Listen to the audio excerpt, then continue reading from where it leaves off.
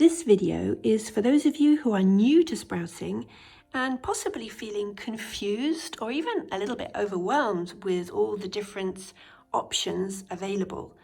In the past, I think it was a whole lot easier because we basically really only had a couple of options. We had jars and sprouting bags to grow our sprouts in, or at least those were the only options that I'd ever heard of. But today, we can spend hours and hours online searching for that perfect sprouter when, in actual fact, all we really need is a jar. And it really can be any old jar. So I thought I would take you through some of the different options that I have and go through their pros and cons. Obviously, this is just my personal point of view regarding what works for me in my grow space, which is in an apartment. Okay, let's have a look. Okay, let's start with jars. So you can sprout in any jar of any size.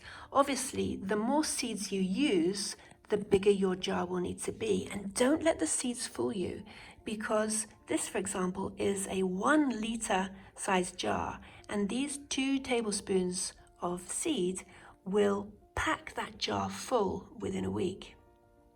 So ideally, you will have a mesh lid, such as this one or this one, on your jar, and this makes rinsing and draining easy.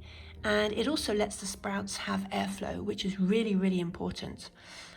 You can buy sprouting jars such as this one, which they already have the stand incorporated into the lid. And this is how you would use it, always pointing downwards at an angle. And some of them come with a separate stand, such as this one. Alternatively, you can just go and buy your own mesh lids like this and use them on your own mason jars. Or you can get creative and just use what you have. These are just little strainers, a little strainer and a bigger one. So the pros and cons, mostly pros really. You can sanitize the jars really easily. Jars are very easy to clean. Glass is environment friendly. The jars don't take up too much space. They're easy to label, you just write on them. The only drawback that I can see with jars is that you can't sprout mucilaginous seeds. And really that's the only drawback I can think of. So, for example, seeds such as arugula rocket, flax, cress, basil, chia, psyllium, some mustard, they won't grow in jars. You need to find another option. Okay, let's move on to the next one. I love these bags. Mine is a Sproutman bag, and they're really, really easy to use.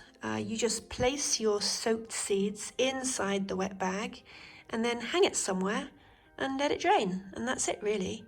I always boil my bag after I've finished using it, or before I need to use it again, even though it is stained, but that's just because it's been used quite a lot. The pros and cons, the pros are there's just no fuss, it's just wet it, hang and drain, that's it. The drawbacks could be, well, you need somewhere to hang it, first of all. And also in the summer, I noticed that sometimes if you're not mindful, when it's really, really hot, the bag can dry out. And so if the bag dries out, then your sprouts are probably going to dry out as well. So that's a bit of a drawback. And then you don't get to see your sprouts growing as you would in your jar. So that could also be a drawback. Okay, so moving on to the Geo Terracotta trays. So it's no secret that I really love these trays. They are made by an Italian company called Bavicchi, and they're basically just a tower of terracotta trays with holes in, apart from the one on the bottom, which is for collecting excess water. Here we have some fenugreek, and here are some flax sprouts. So there is so much that I could say about these trays, but I won't do that here. Let's just go straight to the pros and cons. So for me, the main pro is that if we're talking about sprouting, you can sprout more or less any seed on these trays, including mucilaginous seeds. And mucilaginous seeds, remember, you can't grow them in glass jars. So that's definitely a plus. The seeds are also, the trays, sorry, are environment friendly, and the terracotta has been tested and is free of lead and cadmium, and not all terracotta can actually say that, so that's definitely a plus. The trays don't take up too much room, and they look really nice. The drawback, okay, apart from the fact if you drop them, they will break. I mean, if you drop a jar, of course, that will break as well. But depending on where you live, these trays can be pricey, and so you really don't want to drop one. The main drawback that I can think of would be cleaning them. So sometimes the little roots and seed holes can go down into these holes and get stuck. So you need to give it a good scrub. Don't use soap, just hot water. Give it a good scrub, get in all the angle, all the corners. And then I take a screwdriver and I just poke it down through each hole. So that could be a little bit tedious for people. I mean, washing the jars is so much easier than this, but for me, it's worth it. Okay, so moving on to the next one. This is another tiered sprouter. This one's by A.Vogel. It's a Swiss brand. I used it for years and years, and it worked pretty well. Unfortunately, I can't find the little caps that are essential for draining, but you can buy them separately. So I guess I'm not the only person who has lost them. It also has a lid, and I can't find that either. It's around somewhere. Basically, you get 3 trays and 1 for draining. Pros and cons. I used to use this all the time. And I seem to remember I used to grow most things on it, including cress, which is a mucilaginous seed. It's made from eco-friendly acrylic glass, and it doesn't contain formaldehyde, which is definitely a plus. You can grow a lot of sprouts on these 3 trays, and being a tiered system, it doesn't take up that much room, really. For me, the drawbacks, none in particular, apart from the fact that the surface is really quite big. So if I want to just, do a small amount of seeds, it could be a little bit too big. Apart from that, no drawbacks really. I just prefer other methods, that's all. I love this wall covering. Anyway, back to sprouting vessels. Okay, so stainless steel sprouters. So for ages and ages, I was lusting after a stainless steel set I saw online, but I couldn't find one here in Italy. So I decided to look for something that could possibly do the job just the same. So this is just a flower sieve. And if I want to grow sprouts on it, then I just place my soaked seeds onto the sieve, and then I place a plate on top of that. And then morning and evening, I just rinse them, just the way I would if they were growing in a jar. If, however, I want to grow them hydroponically, which here we're sort of moving a little bit away from sprouting, but just to let you know, if I want to grow them into sort of like this, I place water into the bowl, the container below, and let the roots grow through the mesh into the water below. And this is the result. They grow like this. So pros and cons. Okay, you can grow mucilaginous seeds on these stainless steel trays. For me, that's probably the only plus, really.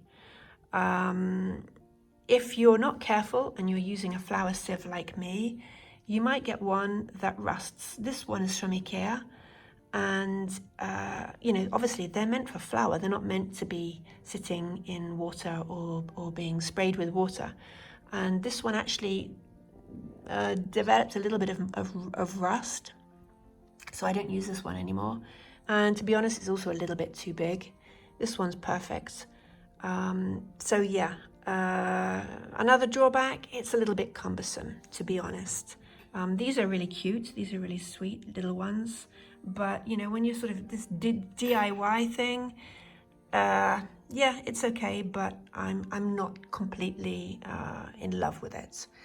Other types of sieve, I sometimes use these. If I want to grow something like quinoa, something where I really want a lot of air flow, I often grow that on a sieve like this. Or if I have a great big load of sprouts like lentils or something, I just pop them on. I place this onto a bowl and just rinse and drain, cover them with a plate, and they do their thing, no problem. Okay, so next on the list are these hydroponic trays. So these trays are really quite handy for larger seeds. For smaller ones, such as broccoli, kale, red cabbage, those seeds are a little bit too teeny and they will fall through the holes. Unless, of course, you could sprout them in a jar beforehand for a couple of days and then transfer the sprouts to these trays, but that doesn't seem to make a lot of sense to me. If I'm going to start them off in the jar, then I will continue to grow them in the jar. Being a hydroponic tray, you can put water in the tray below and let the seeds grow their roots through these holes into the water below. You just have to make sure that the water doesn't actually touch the seeds, so it has just a little bit. The roots will find their way down into the water. So the pros and cons, they're handy. You can stack them. They're handy for larger seeds. For me, that's probably about it, really. The drawbacks, well, they're plastic, so they're not friendly to the environment.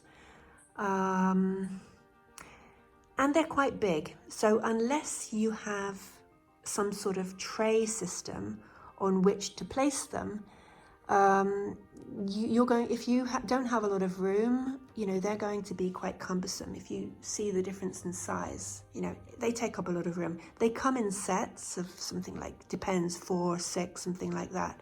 So you can imagine having, 4 trays of these compared to how many jars you can get or how many trays you can get here of the terracotta. So for me, unless you have a tray system, somewhere where you can actually place the trays, they are going to be a little bit too cumbersome. Okay, and finally we come to the DIY section, the do-it-yourself sprouter. So if you don't want to go and spend money on a jar or a sprouting vessel, then you can just make one yourself, and it really is that simple. So here I'm just using empty yogurt pots, and I use 3. So I use 1 for collecting the water, 1 for my seeds, and this one is just for weighting down. So I take my pot and with a hot skewer make loads of holes all the way around it, but nothing at the bottom, okay? Because this is the one I'm going to be using to collect water. And then this is where I place my soaked seeds, so that goes in like that. And then depending on what I'm growing, either I'm going to weight it down with like a fermenting weight, or maybe just a little cup, or maybe even add something even heavier like that. And then every morning and every evening, I just take this off, take this, hold it under the tap, let it drain, give it a bit of a shake, take this one, empty it from any excess water, and then just put them all back in like this. There will come a time where you need to remove this because the sprouts, obviously depending on how much seed you're using and what you're growing, they will fill that up. So there comes a moment where, this is they will push it up. They'll literally push the jar up. So at a certain point, you're just going to take it away, take it off. And I really like this little contraption here because it's really good for growing small amounts of seeds. So, you know, we don't always want to be growing a whole litre jar of sprouts, especially if you don't know if you're going to like the seeds or not. So something like this is a really good option, I think. Plus, you're recycling, and it's free, you know, something that you probably would have thrown away. Another possibility is growing in a carton. So I'm not going to go into detail here because I've already done a detailed video on how to do it. But I just wanted to show you that it is possible to grow mung beans, also lentils, but mung beans seem to have the most benefit, growing them in an empty carton such as these. Another possibility is growing in a salad spinner. So these are actually flax sprouts, sorry, and I didn't grow them in this salad spinner. They just happen to be in there because they are waiting to be rinsed and spun. I actually grew them in the Terracotta trays. But I just wanted to show you that, you know, the basket is perfect for sprouting. Maybe bigger seeds such as mung, lentils, stuff like that. Anyway, I hope this video has been helpful, shedding some light on some of the possibilities of what we can use for sprouting. What is my favorite? Jars and the geo, out of everything. Oh, and my little DIY. But no, if I had to choose one, oh, I couldn't. No, don't ask me to choose one. I really can't. Jars and the geo. I love them both, yeah. Everything else I could, yeah, they're okay. And I do use everything apart from these because I've lost the thingy bobs. But yeah, you cannot go wrong with a jar. So just grab a jar, grab a little strainer like this. Grab a jar, grab a strainer, get some nice seeds, put them into soak and get started. You've got nothing to lose. You've just got so much to gain, that's all. So, happy sprouting and yeah, just get started.